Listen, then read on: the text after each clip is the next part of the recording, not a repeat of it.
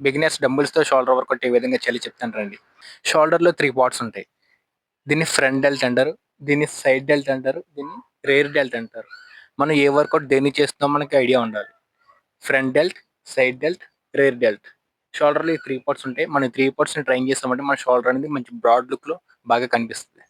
డంబుల్స్‌తో ఏ విధంగా చేయాలో ఇప్పుడు చెప్తాను రండి. ఇప్పుడు మనం చేయబోయే వర్కౌట్ పేరు డంబుల్ షోల్డర్ ప్రెస్. ఇది ఫ్రంట్ డెల్ట్ అన్నమాట.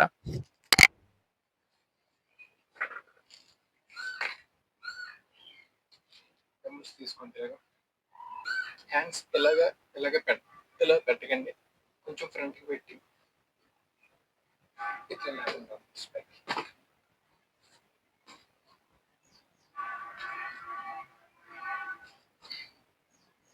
మనం చేయబోయే వర్కౌట్ పేరు డంబుల్ లాటరల్ రైజ్ అన్నమాట.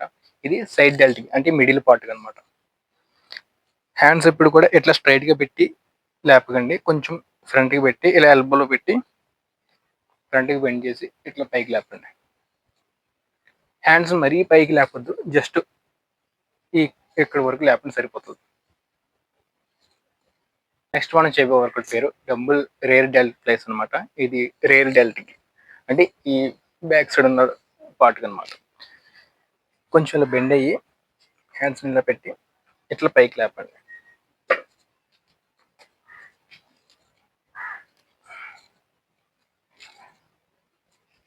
షోల్డర్ వర్కౌట్స్ లో మీరు డంబుల్స్ కి 3 పార్ట్స్ కి మీరు ట్రైన్ చేశారంటే మీ షోల్డర్ అనేది చాలా బ్రాడ్ లుక్ లో బాగా కనిపిస్తుంది. స్టార్టింగ్ స్టేజ్ లో మీకు రిజల్ట్ కనిపించకపోవచ్చు, కానీ లాంగ్ టర్మ్ లో మీరు చేస్తూ మీకు రిజల్ట్ అనేది మంచిగా కనిపిస్తుంది.